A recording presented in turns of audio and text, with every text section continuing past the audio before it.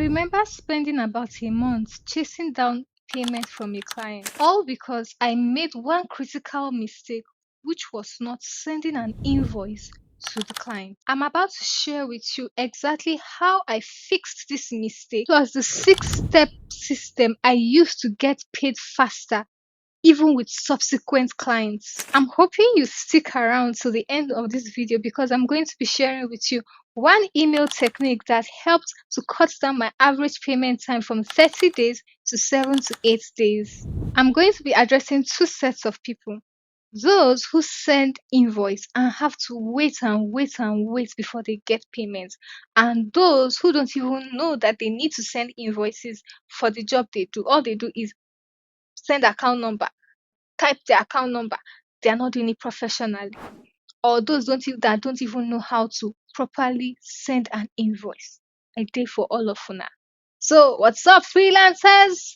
My name is Adeze, and today we're diving deep into the art of creating invoices that not only looks professional but also motivates clients to pay you very quickly.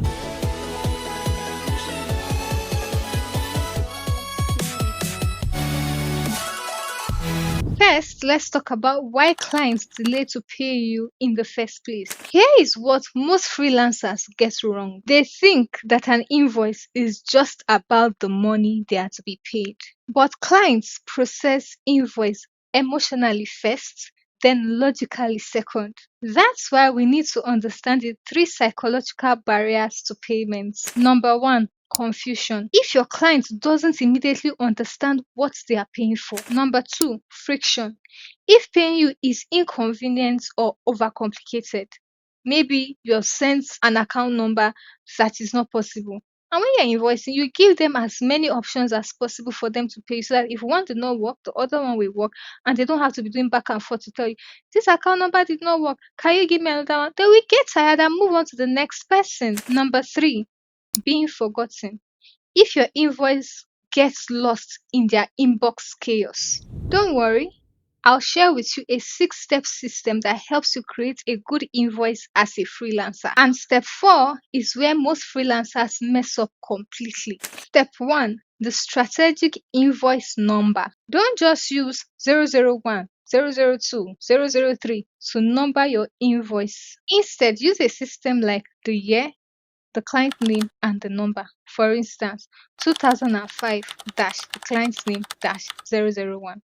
Make sense? This numbering system shows that you are organized, established, and even professional. What you don't know is that most clients subconsciously love freelancers that look and appear organized. I mean, who wouldn't love a freelancer that has systems in place? Number 2, the psychology of due dates. Here is a game changer. Instead of giving a time frame of 30 days, use 7-day or 7 days time frame. Studies show that the shorter payment terms usually get paid faster, not because clients have to, but because it creates some sense of urgency. Step 3, professional presentation. Add your logo, though not compulsory. Just make sure that there's a consistent branding across that invoice you're sending. It makes it look like it came from a real business. Of course it did. You are the business. Step 4, the line item breakdown. This is where many freelancers fail. Never have I seen an invoice that just says design work $1,500. Instead, break it down into milestones. You can say initial concept development, 8 hours times $75 equal to $600. Revision and refinement, 4 hours times $75 equal to $300. Final files and delivery, 2 hours times $75 equal to $300. Final files and delivery, 2 hours times $75 equal to $150. You saw how that was broken down into milestones.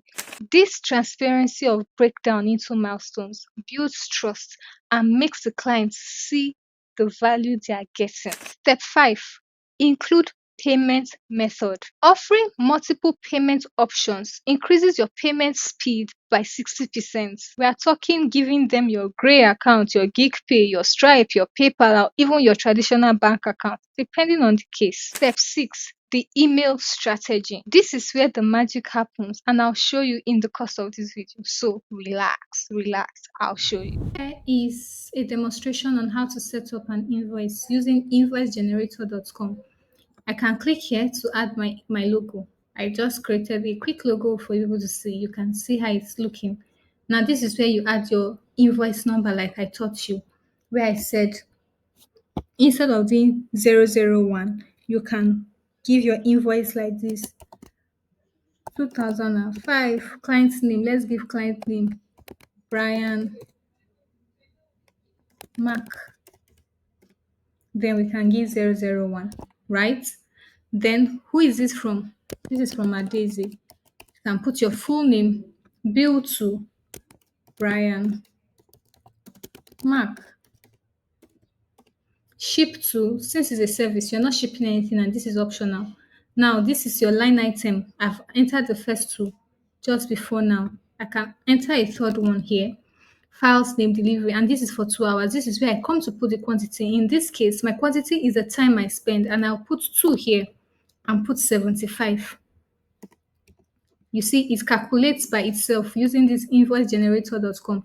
It calculates by itself. Now, this is showing in naira. This is where you come to change your currency. This corner here. So I'm working in USD. I'll just type USD and it will pop up, and I'll just go and pick the USD, and everything changes from here. Now, this is the date I'm working on this. August 10th, 2025. Payment terms. That's what's the deadline or due date. So I have due in 7 days after the invoice date. That's the date I'm sending it. Due date here is August 14th. That's 14 days within. This is supposed to be 14, not 7. Sorry.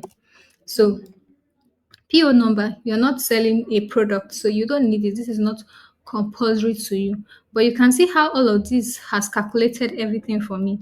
Let's scroll down. You can put your full name, like I mentioned earlier on. Let's scroll down. Adverts are popping up. So here you add additional notes. If there's anything you want the client to know, you add it. If you are giving the client discounts, this is where you would have put your original price. Then you come and put the amount of discount you're giving, and it will calculate the discounts that will be out. This is the place you come and put your details. The terms, you come here, down here, and put your account details. This is just one. You can now put enter again and write. Now let me copy this so that you see what this looks like. It's usually blank like this. So you put your account details. You can enter again, enter your next option. I can put this one as local bank account, and come here again and write maybe PayPal or GigPay, whatever one. I make sure not to put in, there's no detail here. If you're shipping anything, this is where you put it. If you're giving a discount, this is where, if you're adding tax, this is where you do that. But since I have no discount, I remove it. And this is the original price. But if I had a discount, I would have added discount and come here to change. Is it 10% discount I want to give the client? If I put it, everything is calculating and it will remove the 10% from the total amount. So look at the subtotal showing here. But this is in total after the discount is out, for me to now know the amount that I'm going to be paid. But if I'm not looking to give discount, you can just cancel it, and it gives you the sum total of what you're supposed to pay. And there you have it. When you're done, you come here to click download. Now, after we've downloaded, let's check what we have downloaded to see what our invoice looks like. Now, this is what the invoice looks like.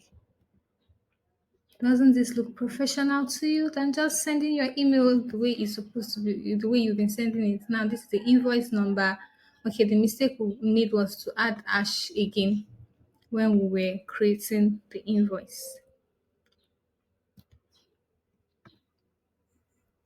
We shouldn't have added this hash since the hash is already added there. So we could have removed that. That's what is showing there. Then we can see what every other details we have added in the invoice. And that's how you create a good and professional invoice to share with your clients. Now, to the email that gets you paid. Your email subject line should be something like invoice number 2005 dash the client's name dash 001 or 002, depending on the sequence of your numbering in your invoice, dash project completion and payments. The email body template. Hi, client name, comma. Thank you for the opportunity to work on, mention the specific project in brackets. I've really enjoyed, mention something special or something specific about the project you enjoyed working on. I've attached your invoice, mention the invoice number in bracket. For the completed work, here's a quick summary. Projects column, the name of the project. Total column, the amount with the currency. Due column, the date. Payment options column, list 2 to 3 preferred payment methods that you want. Then the next line will be the full breakdown is in the attached invoice. If you have any question, just reply to this email. Looking forward to our next project together. Best regards, your name under. Did you notice the personal touch, clear summary, and the payment method options? That is how to write an email when adding or attaching your invoice to send to that client. Now, let's talk about the free tools or alternatives you can use to create an invoice. One is invoicegenerator.com, which is the one we just used. Next is Canva invoice templates. The next is Google Sheets or Excel templates for invoicing. PayPal invoicing, if this is available in your country. Wave accounting, which is completely free too. Zoho Invoice, which is available in the free tier. FreshBooks, Bonsai, and Indie. But here's the thing.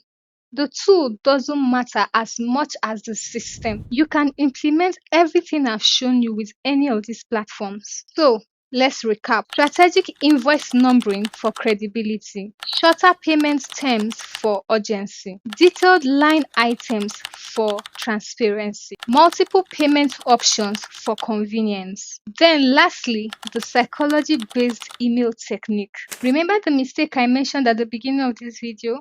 I sent generic invoice that did not have breakdowns of what I was offering. It had no personal touch, even in my email, with boring email subject line. But now you know better. I've shared with you the system that works. Now, I want to urge you to create one invoice system this week, even if it's just for practice, with all that you have learned from this video. If this video helped you, smash the subscribe button, and I would love for you to thumbs it up so that the algorithm pushes it to more people to let them know that this video is valuable. Your comments will also go a long way for the algorithm to push this video too. Until next time, I'll see you in my next video.